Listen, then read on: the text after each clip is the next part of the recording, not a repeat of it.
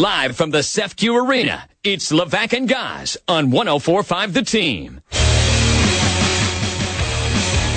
Live from the CEFCU, getting ready for Game 1 and what we are hoping is going to be a great season from the UAlbany Great Danes. We got their head coach right now with us, Will Brown. Coach, what did you see so far in practice today? What do you think of the guys? I think they're excited to play. A lot of energy. Hopefully they didn't use up too much energy, but I think it's a group that's excited about the upcoming season, that understands that we're playing a very talented opponent, and they seem to know the scout right now, but when there's a couple thousand people in here and the lights are on and the other team's in front of you, sometimes that can be a different story. Yeah, who gets more nervous before Game 1, the players or you? I'm nervous before every game. I'm nervous that I have the honor of talking to you guys right now. Please. Unbelievable. God, I mean, I had to have 2 cider donuts before shoot-around just to calm my nerves before coming on the air with you guys. But, I do, Sorry, believe it or I'm not. through that right now. I can't even picture that. This guy eats all the donuts and I'm the fat one. How does that happen? You said that. I know Gattuso picks on you. I don't. I mean, I think you have a swimmer's physique. Go ahead. I think you do. I just hope that you wear baggy swim trunks. Well, I have to, if we're being perfectly honest. No, but I think you're going to get a great basketball game tonight, so I encourage anybody that's out there, to come to the CEFCU Arena. Iona has been to the NCAA tournament 2 years in a row now. The obvious pick to win the MAC this year, and, from our end, we think we have a chance to be pretty good. It is early in the season, but, this is the best time of year, college hoops. I know you guys like football and that other sport where they play 9 innings and nobody hits the ball and they call that fun, but this is college hoops time. Yeah, and in the CEFCU, you're right on it. You're right there, front and center. Now, are these the seats you're going to have for game time? No, they're going to push us out of these seats. I think we're up there, by the way, like way in the back. Yeah, They don't give these are Weiland. Oh, these are Weiland specials. Yes. Okay. Right now he's probably getting a manicure and a pedicure first game of the year. Which is weird. I can't believe Mohawk would sit behind him. The size of that head swelling up as we talk about it. Yeah, well, Bonarigo texted me last night. He thinks he's sitting on the bench. He wants to call the first couple of plays. So he told me he's got him charted out. He was good. He's the only left-hander that looks bad shooting a basketball. But I'll tell you what, boy, he can sell cars. Well, I just bought another one. You bought another one? Yeah, I just bought another one. Mohawk Honda, of course, one of the proud sponsors of the UAlbany program, and we tease him because, well, we have to. Somebody has to keep him in check. Oh, absolutely. All right, so, Coach, you got Iona tonight.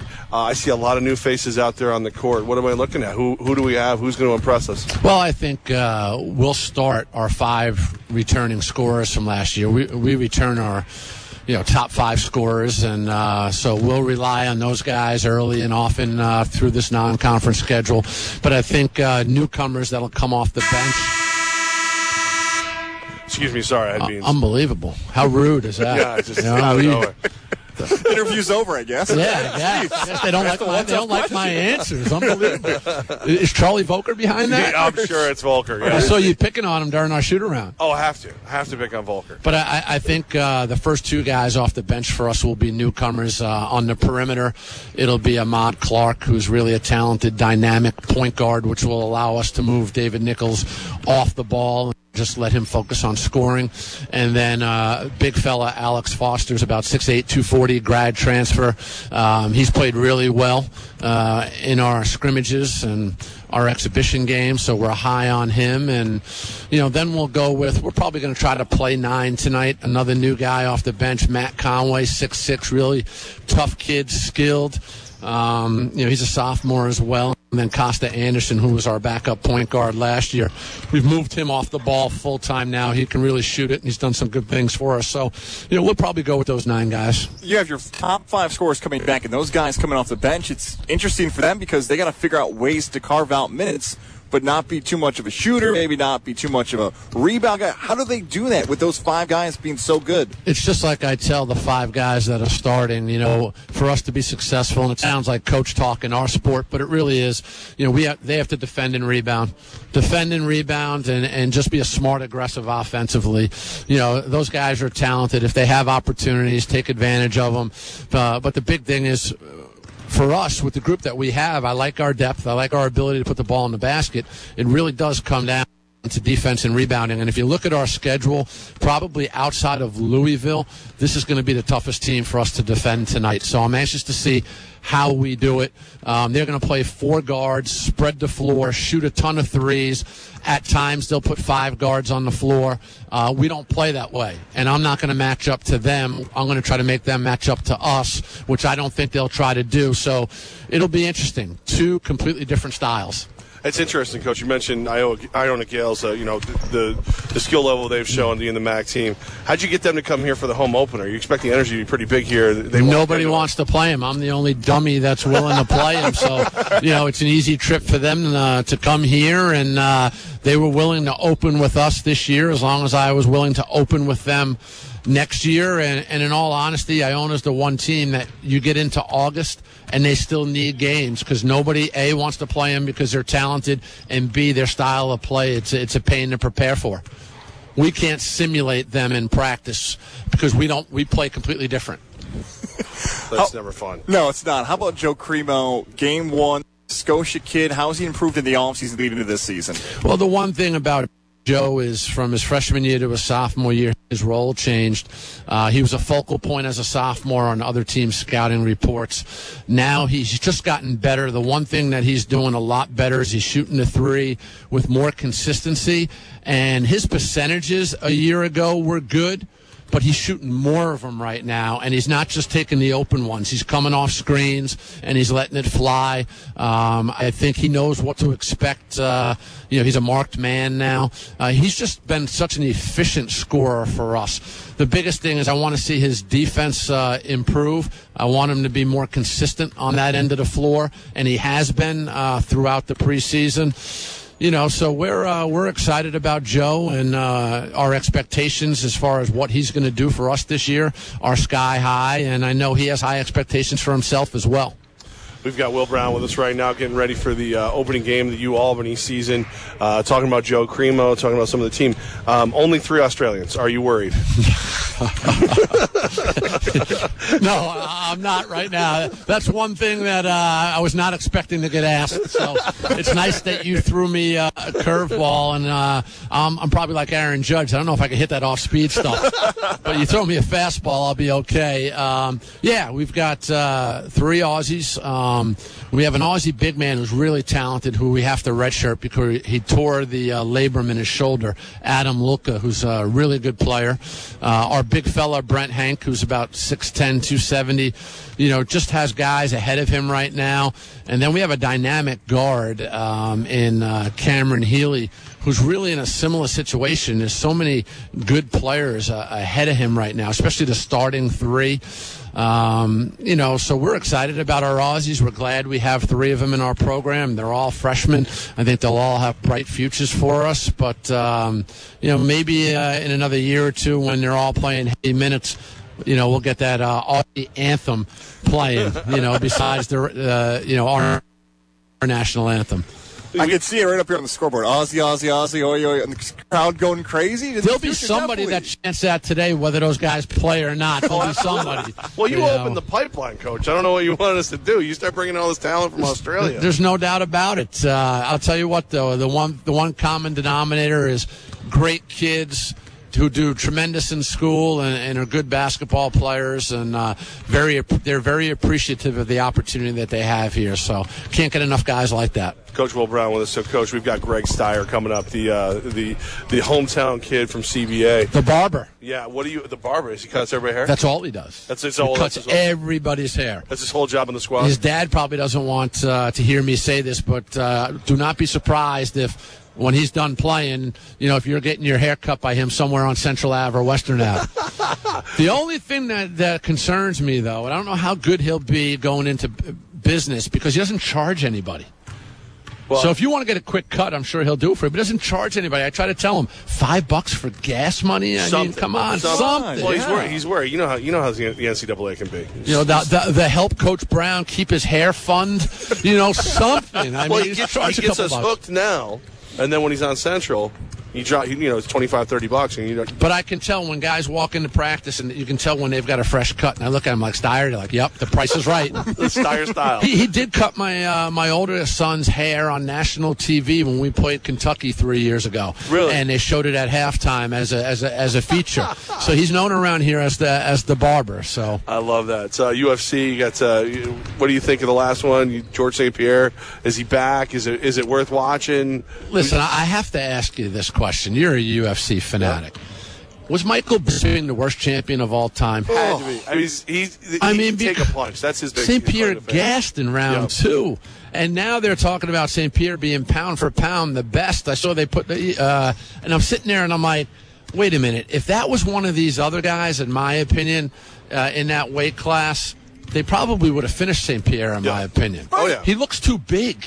Well, what Levack and I said is that St. Pierre's not a talker, and he beats up Bisping. We're not even sure if it's good for the sport because he's not one of these crazy personalities like McGregor, Ronda, or somebody else. There's one McGregor, and everybody else wants to try to copy him now.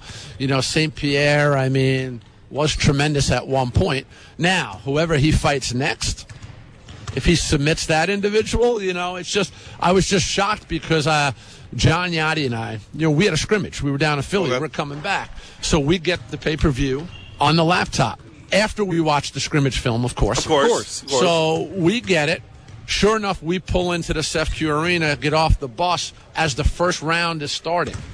So Yachty and I had taken our time to get our bags. Right. So second round ends. I'm like, you know what? I can't wait anymore. I'm walking to my car. Yachty's walking to his. Yachty's yelling something to me out the window. I don't know what it is. So I'm yelling back at him. I'm like, Bisping finished him. Then all of a sudden I get a text from Yachty, GSP with exclamation points. So I stop and I look on Twitter and he finishes Bisping. Yeah. I thought Bisping was just about to knock him out. It was one of the weirder fights, and they're saying don't rule out GSP versus Conor. Wow, really? GSP versus Conor? Don't rule it out. At what weight? It'll probably be 170s, because GSP usually fights a little lower, and it looks like Conor's going to probably fight Diaz again. Well, Conor was smart in the second Diaz fight. When Diaz went down, he didn't go anywhere near him. He just told him to get back up. Would be the same thing with St. Pierre, but the Diaz brothers are crazy. So I think GSP gets hit a couple times. He's out. Yeah, probably. He doesn't need the money anyway. No, is there a hoop game tonight? No. All right, you guys. No. Talk UFC for an hour here. I got Yachty's the guy. Yachty's the big Ric Flair guy. Woo, you heard our guys today. 2 claps and a Ric Flair. I loved it. I love that. It was good, especially that 30 for 30. I thought that was tremendous. Tremendous. Very well done. Coach, speaking of well done, we expect a great season from you, no pressure. Team looks good. I like this group, and we've got a challenging non-conference schedule, especially early. So the good thing is I get to learn a lot about my team tonight and the first week or two of the season. They've been good up to this point, but when you put a tremendous opponent on across from you, this is going to be a game, I think, where we're going to have to make some adjustments throughout. We're not used to playing a team that likes to play at the pace that Iona likes to play at. And when we score, it's not going to phase Iona because they're going to take the ball in and they're going to race it down our throat. So this is going to be good. I got a good stat for you. Going into the NCAA tournament last year, Iona was 19-1 during the regular season when they made 10 threes or more in a game. So there you go. No free I got a future in media relations if I don't win enough games. You're always welcome, but we expect you to be busy. So don't try to take our job just yet. Well, as long as if they're making threes, you're not holding up a sign and yelling my name. That's 8. That's 8. We got 5 minutes left in the first half. You're in trouble. Coach, 7. What do you think of the new scoreboard? Oh, I love it. Awesome. Ed Swire and Stuyvesant Plaza, did a wonderful. It's a wonderful gift. It's not only going to impact our program, but the entire athletic department. It's going to enhance the fan experience. Mark Benson, our athletic director, Fardeen Sinai in development. These guys are doing great work, and you see the scoreboard right now, and before you know it, it'll be the CEFCU Arena. If I was a betting man, but that betting stuff's illegal with the NCAA. Never. But you're look at that. It's they beautiful. need to put your mug up there right now. See how good it looks up there. You don't want to scare people away. No, but how impressive is that? Well, we're already talking about doing the viewing parties again. Now that you have this screen, it's just going to be that much better. So well, what they can do when we're on the road is they can drop that down to the floor level. Really? And you can set up right in front of it. All right, now wait till you see our intro video tonight for our introductions for our starting five. They used the scoreboard and they lowered it for some of the picks, the video. I think you'll like it. They can bring it right down to the floor. Oh, look at that. You guys sit right in front of it. You don't How good will that be? That's going to be great. I can't wait. The scoreboard might be scared of you. Well, it should be. It should be. A couple of cranks and that baby will come down. That's amazing. But how nice is that? That's beautiful. That's absolutely beautiful. I don't think there's a nicer scoreboard in the Northeast. I'm not going to comment on that. Oh, Carl, don't be politically correct. Oh God, Mama Levack we give you guys a flag. They have to have a flag. So we play in the TU Center, and then they have to play in the SFQ Arena. If you were in charge, it would be easy every year. Fair is fair. We got to be fair. Coach, it was good seeing you. Times out of the interview. Talk about you guys doing the moonwalk right now. You know me, man. I do like your Albany shirts that you're wearing right now. That's right. Well, I'm going to have to take care of you. I'll take care of you. Yeah, I don't know how many X's you can find on the basketball program. You've got the football one on, and Goz has gone straight bookstore on us. Yeah. I mean, unbelievable. That's a Barnes & Noble Deluxe right there. It's still creased. This is a radio It is. I like it. Radio budget, man. Unbelievable. This is like Murderer's Row right here. Oh, you guys. man. You got a tough crowd. Well, we would expect no less from you, Coach. You're always good to us. We always have a fun time with you. And, yes, that's a beautiful scoreboard. How about these growl towels, these purple towels? Cool, too. We were watching thousands of people waving them tonight. It's going to be amazing. Can't wait. The student section always represents.